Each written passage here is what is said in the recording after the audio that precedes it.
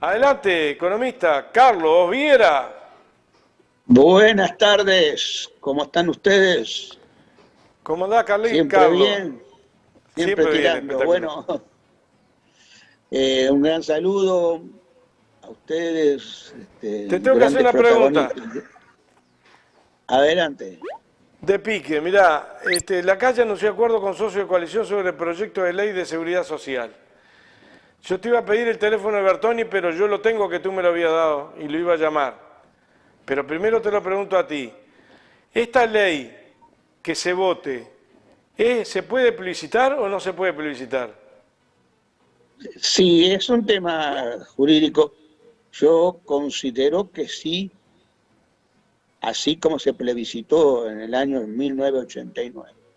La ley que se había establecido o el sistema que estaba vigente, mejor dicho, se puede plebiscitar este. Yo creo que lo que diferencia al tema del plebiscito por la LUC es que se tiene que realizar simultáneamente con las elecciones nacionales. Ah, un detalle no menor. Hasta allí llega mi información. Ahora, Detalle no menores. puede haber, que puede haber otras posiciones desde el punto de vista jurídico, para lo cual yo no estoy 100% posibilitado a dirimir, a discutirlas, porque mi temática es otra. Pero sí, yo creo que es importante eso como punto de referencia, tenerlo muy bien claro, porque ameritaría, en el caso de que se apruebe la ley, ameritaría una acción de ese tipo. E Esa es incluso, mi Carlos, incluso, si hubiera la opción A o B o C en cuanto a poder publicitarla, también es una opción diferente la de pararse, la de la propia oposición, si vota o no vota, a algún artículo. Sí, exactamente. Independiente de que se vote algún artículo, podemos reiterar la discusión que se dio con la LUC, ¿no? De aquellos que decían no votar nada y después derogar toda por ser una ley improcedente en su conjunto, más allá de algunos contenidos positivos o negativos. Y otra posición, que fue la que primó, bueno, no, vamos a derogar aquellos artículos que consideramos nefastos para la sociedad. Aquí puede pasar lo mismo y no.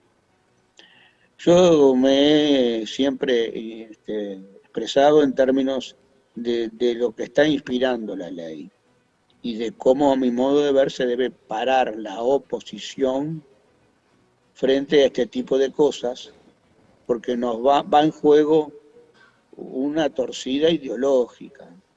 Y yo quisiera que se avance desde el punto de vista ideológico, desde el punto de vista de la toma de conciencia de qué intereses se defienden, desde el punto de vista de que no quiero más votos prestados en función de tal o cual coyuntura, sino que yo quiero votos, volvemos a aquella postura, votos conscientes. Así acumuló el Frente Amplio, así fue como, a mi modo de ver, eh, basó sus éxitos electorales y creo que debemos retomar esa posición de convencer a la gente en función de ideas y de desenmascarar lo que hay detrás en términos de intereses, de sectores, de clases, intereses que benefician a algunos y los hacen ganadores y perjudican a otros y los hacen perdedores. Acá no hay cosas neutras cuando se toman decisiones de política, y por allí ganar las conciencias. Quizás yo hoy me quisiera referir, porque cuando uno actúa en política, debe pararse de distinta manera y abarcar varias áreas del pensamiento, sobre todo en los tiempos que corren en que uno se pregunta cuáles son los cambios que están generándose en la forma de razonar de la gente, porque la sociedad es dinámica, la sociedad tiene puntos de apoyo en lo que es la toma de decisiones de la gente, la conciencia colectiva, y esos puntos de apoyo pueden estar cambiando. La tecnología en su avance puede estar incluso modificando esos comportamientos, ni que hablar de que hay elementos de sobra para sospechar de tal cosa, todo lo que es la inteligencia artificial. Sin más ni menos, yo el otro día escuché un programa que pretenden ser futuristas, pretenden ser de decir hacia dónde camina la sociedad, qué inventos van a venir, qué forma de vida va a cambiar.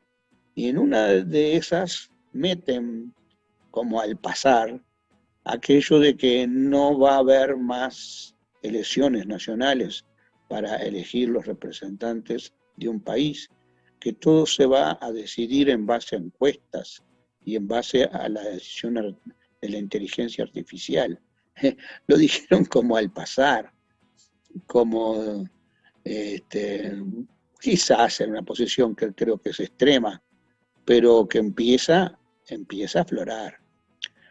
Y cuando uno ve que un debate como el de Lula y Bolsonaro se plantean cosas como que argumentos no ideológicos ni por asomo, yo creo que de una parte y de la otra. Argumentos de que usted es un ladrón y el más ladrón es usted que yo. Ese tipo de argumentos que pueden ser de pronto efectistas, a mi modo de ver, no ayudan al pensamiento de gente, no ayudan a que mañana tengamos un cambio social basado en personas que se preocupan por la sociedad y que no se extraen de la misma y no se manejan por esquemas fáciles o por consignas, o que dejan a quienes, a las entidades, sean humanas o no humanas, que rijan todo porque tienen más elementos de información reunidos como si fueran como en la computadora. Bueno, todo esto lo digo porque se me viene a la mente el tema de cómo está la popularidad del señor presidente, habida cuenta de todos los cambios que han ocurrido, los acontecimientos que se han dado, no solamente de los últimos acontecimientos, sino de los que se vienen procesando y dando desde el principio de la administración nueva. Tenemos gente que pasa hambre. ¿Y por qué esto yo lo digo?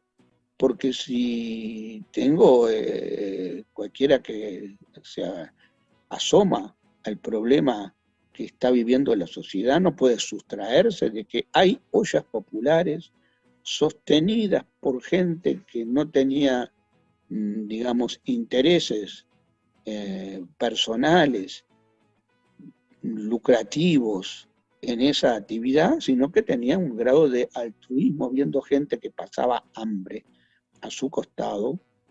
Se plantea entonces un esquema solidario de ayuda, con sacrificio de tiempo personal, con sacrificio de quizás otras actividades que le podrían ser más gratificantes, con un laburo importante.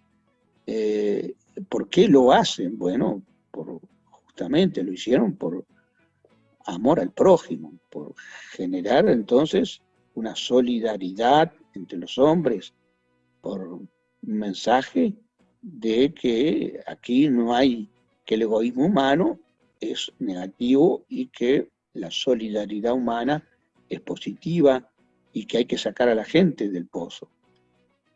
Bueno, entonces hay hambre entre la gente y por eso hubo y hay ollas populares, independiente de la discusión, si hay menos o más, las hay todavía y la pandemia ya se puede decir que no está presente en generando ese problema. Hay baja del empleo, no se han recuperado los niveles de empleo que existían antes de la administración entrante. Se dijo que era por la pandemia, ahora ya la pandemia terminó, y si no fuera por los jornales solidarios estaríamos muy por debajo del nivel de empleo existente en el 2019. Y ese es un hecho contundente, es decir, el empleo es la base del funcionamiento de una sociedad y la convivencia ciudadana sin empleo, con mucha gente en paro o en desempleo, es una fricción social, brecha se le llama también, importante, y uno de los puntos de la brecha es el empleo. Hay baja en el nivel del salario, el salario real en la acumulación de 2 años y en lo que va del tercero está bajando en guarismos del orden del 5%, quiere decir que hay 5% menos de consumo y eso se nota. Esa baja del salario va acompasada con la baja de los ingresos por pasividades, sí, que es a la par con esos mismos niveles de porcentaje. Sube la inflación, que es un tema muy importante para el país, un país que vivió inflaciones en el siglo pasado, que promediaban 70% anual, señores, que claro, mucha gente se olvida, y que a partir del 2004 en adelante, la inflación en Uruguay se mantuvo bien por debajo del 10%, nunca estuvo forzadamente por debajo del 10%, sino que con holgura, 6, 7, 8, pero nunca llegó a niveles cercanos, rozando el 10%, amenazando subir por encima de ese nivel. Pero en este momento la inflación está potente, hay muchas presiones inflacionarias, la suba de las tarifas es una, muy importante, y a pesar de que el valor del dólar está contenido, lo cual antes ameritaba, iba de la mano a una mejor redistribución del ingreso, porque al no subir el dólar no subía la inflación, no subía entonces y posibilitaba que los salarios en dólares tuviesen una mejora y el consumo de bienes nacionales e importados mejorase. Antes pasaba eso, ahora por el contrario. El dólar está estancado, pero eso no se traduce en una mejora del salario en dólares, por el contrario, empeora el salario del dólar, no se traduce en una contención de la inflación, que la inflación está potente y está con un guarismo que quiere sobrepasar el 10%. Sube la inflación, cae el gasto público es salario indirecto, es decir, son prestaciones que se dan, que evitan que la gente las realice pagando de su sueldo, prestación en salud, prestación en servicios públicos en general, prestación de vivienda, que lo que se ha hecho en viviendas es deja bastante que desear con respecto a los proyectos y a las promesas electorales, no se hace nada, que sí que baja el gasto social en salud, en educación y en vivienda. Y ante eso yo no veo una reacción importante de la gente. Todos estos elementos estaban presentes y la popularidad del señor presidente seguía por encima del 50%. Hay también concesión del puerto de Montevideo por 60 años, cosa que es a todas luces indignante, con una falta total de transparencia, que bueno, está en la justicia, veremos. Sube la inseguridad ciudadana, promesa electoral muy clara, y suben los homicidios, suben la violencia doméstica, y no tiene vuelta. El problema era más complejo y no era aquello de decir con nosotros esto se va a mejorar, y ante eso cómo reacciona la gente. Por supuesto que suben las tarifas y es un punto medular de la campaña. En la campaña fue clarísimo, mucha gente votó quizás por eso y porque no le iban a subir otros impuestos, que ahora podemos ver en qué consistió, en qué está la cosa. Hay un problema grave de denuncia, de situación de corrupción en el Ministerio de Turismo. La cosa está a nivel de la justicia, pero el ministro tuvo que renunciar. Ningún ministro renuncia si está seguro de que puede demostrar su no responsabilidad en los hechos. Y el presidente, que es el que nombra al ministro, bueno, quizás no sabía, no tenía conocimiento. Bueno, podía seguir mencionando cuestiones. Hay un desprestigio internacional ahora muy claro, el tema de los pasaportes truchos a ciudadanos de otros países, en principio rusos, que gente non santa, que tenía sus antecedentes. Hay una clara actividad para delinquir, como asociación para delinquir, encabezada por el señor Astesiano, que hoy instalado en el 4º piso de Presidencia, a lo cual el presidente dice que desconoce. Primero, un presidente nunca puede desconocer la situación de sus más allegados colaboradores en temas cruciales. Y segundo, ya tenemos antecedentes de personas que militando en el Partido Nacional se ganaron al costadito del presidente, como Greno, como Cambón, secretarios del expresidente Lacalle Herrera, tuvieron que ser procesados, y ni más ni menos que el ministro de Economía y presidente del Banco Central en el periodo de Lacalle fue también procesado, que le valió que en aquel tiempo la denominación de blancos pillos, pero resulta ser que Astesiano formaba parte de aquel grupo de gente. Hoy figura en la lista, en lugar 19 de una lista del Partido Nacional de aquel entonces, y el señor Astesiano entonces era un integrante que tenía que ser de alguna manera investigado. No es de recibo si está mal que esté una persona actuando en esos lugares. Está muy mal que el presidente diga que no tenía conocimiento.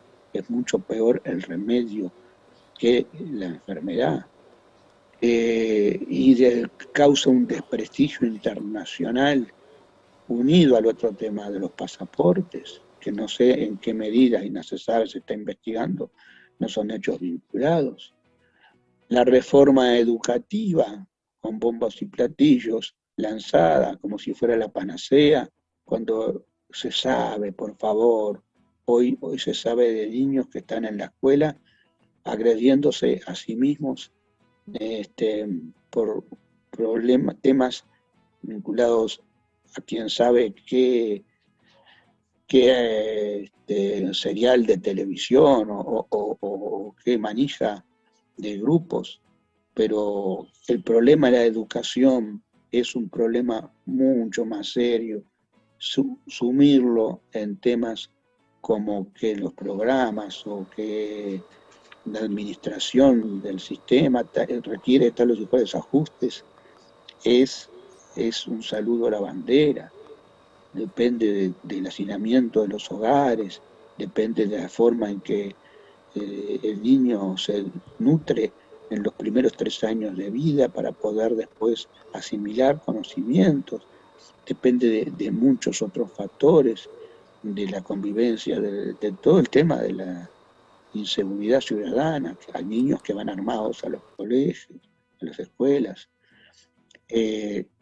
Todo eso entonces hace los mismos anuncios de inserción internacional del país en un marco justamente ideológico que a mí me parece contrario, pero que aún en él se plantean propuestas totalmente descabelladas que nos malquista con nuestros vecinos del Mercosur, un instrumento que se desprestigia cuando en realidad fue un instrumento que le sirvió al país, y que le seguirá sirviendo si mejora, si se hacen las cosas bien, pero nunca largarse por la libre solo. Ni siquiera Bolsonaro apoyó la posición de la calle de que cada cual se largara solo a negociar internacionalmente. Ni siquiera Bolsonaro planteó la protección por el descenso del arancel externo común, porque es complejo Brasil, porque Itamaraty, que es el Ministerio de Relaciones Exteriores en Brasil, tiene mucho más influencia a veces que el propio presidente, y que ese tipo de cosas se manejan con una profundidad muy grande y no con la liviandad con que se maneja del gobierno uruguayo, que ni siquiera fue aceptada por el gobierno paraguayo. Yo digo, la reforma de la seguridad social, sin revisar un proyecto muy ideológico, que cada cual aporte para sí mismo, desdeñando la solidaridad del sistema y con soluciones simplistas que terminan fracasando y no se revisan, y que han complicado a la administración pública, y después se le echa la culpa a los trabajadores de tal complicación, diciendo que señores entonces tienen que aportar más durante más tiempo y van a recibir menos de jubilación. Sin embargo, yo no veo que haya encuestas que arrojen un resultado que se corresponda por todas estas falencias, con todas estas cuestiones que en cualquier gobierno del mundo provocarían un desprestigio acelerado y contundente. Entonces uno se pregunta qué está pasando. Es que las encuestas no preguntan bien a la gente y entonces el resultado es sesgado. Puede ser. Vemos cómo los periodistas preguntan, como lo hacen, siendo muy incisivos con algunos y siendo muy contemplativos con otros,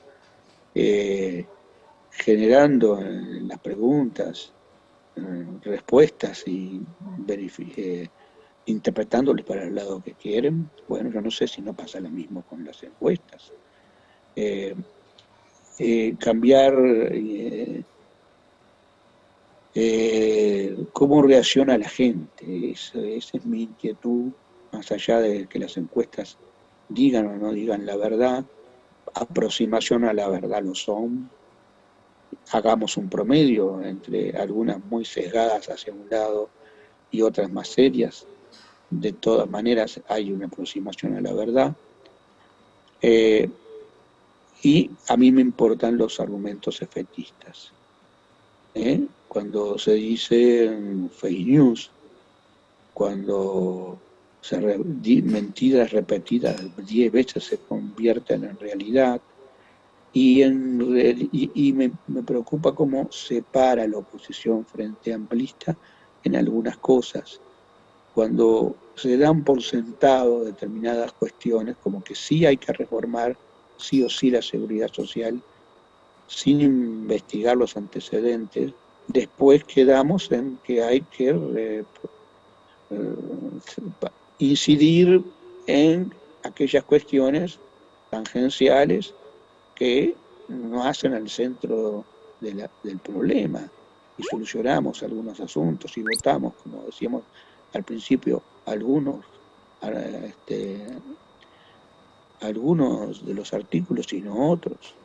Bueno, yo creo que aquí el problema es pararse de la mejor manera posible, denunciar a quienes responden las ventajas, quiénes son los ganadores, quiénes son los perdedores, que aquí hay un Dios mercado al cual se quiere justamente rendir pleitesía de que no se puede decir que no hay que tomar decisiones económicas, que las debe tomar el mercado y que el Estado debe intervenir lo menor posible, de que aquí hay dos modelos de país en el cual unos están diciendo de que el mercado solucione las cosas y el chorreo de los que tienen, de la acumulación de los que tienen más va a favorecer a los que tienen menos, y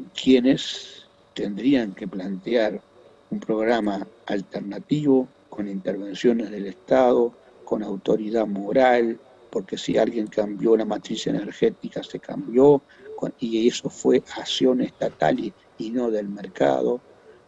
Si alguien mejoró las condiciones de seguridad social, fue el gobierno actuando. Si alguien reconoció a los cincuentones que vieron el fracaso de lo que se les había planteado y el gobierno en el periodo del Frente Amplio les habilitó una ley para que pudiesen cambiarse del sistema y no se perjudicaran con jubilaciones muy magras en la SAFAP y en contraposición con las más altas que se hubiesen quedado en el BPS, que ese proceso, yo creo que tiene que haber un proceso a la baja de la popularidad, y alerto que tarde o temprano va a tratar de ser contrarrestado con demagogia, dando aumentos salariales a último momento, cuando en realidad lo que debe corresponder, si debe denunciar y decir que cuando baja un salario, la gente, para mantener un nivel de consumo, que no son consumos suntuarios,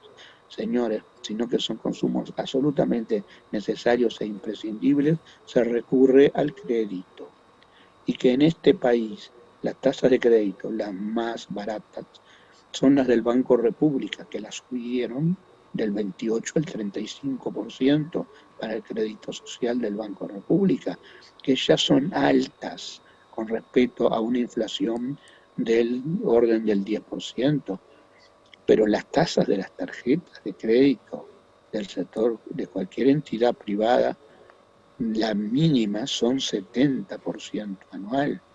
Eso causa un endeudamiento de la familia. La gente, cuando no pudo poder mantener su nivel de consumo es necesario en pandemia, y cuando después de la pandemia las cosas no se recuperan y el empleo no existe, tiene que recurrir a ese endeudamiento, y ese endeudamiento genera un círculo vicioso de tener que pagar tasas de interés altas y tener que pagar las amortizaciones, porque si no se te viene el mundo arriba, se te acumulan en las tarjetas en forma exponencial las deudas. Entonces, todo eso tiene que propender a una baja en la popularidad tarde o temprano del gobierno, de la acción del presidente. El tema es la preocupación de que para que eso ocurra y para que eso se convierta en algo que redunde en un cambio hacia el futuro, el Frente Amplio como oposición debe pararse de una manera más contundente, más contundente de lo que en este momento yo lo veo parado. Debe reivindicar la cuestión ideológica, debe desenmascarar. Por lo ideológico el Frente Amplio creció, por lo ideológico y por la mística incluso de la militancia por el cambio. Por eso el Frente Amplio creció, porque el respeto a otros sectores que en este momento les adjudican ideología feminista o les adjudican ideología ecologista. Bueno, plantear que por allí pasa una necesaria alianza de clases, porque la pequeña y la mediana empresa son fundamentales en todo esto, porque el pequeño productor agropecuario se les está viendo negras, porque las ventas en el litoral de Uruguay, con la diferencia de cambio con Argentina, están siendo muy magras y auguran un problema económico serio, porque la crisis internacional se nos viene arriba y tenemos que saber cómo afrontarla de distinta manera, quedándole al mercado todas las de ganar. Bueno, por todo eso, yo creo que sí, que el año que viene en Europa la crisis va a ser muy dura y que eso va a generar sobre una repercusión sobre Uruguay. Y bueno, por ahí la dejo pensando que mis preocupaciones en cómo estos hechos están presentes, agudamente presentes, y las respuestas de la sociedad están en veremos en todos los ámbitos en que debe responderse, en el ámbito político, en el ámbito de la conciencia de la gente, en el ámbito de la conciencia ideológica. Gracias, Carlos. Un abrazo grande. Muchas gracias a todos. Gracias por estar allí.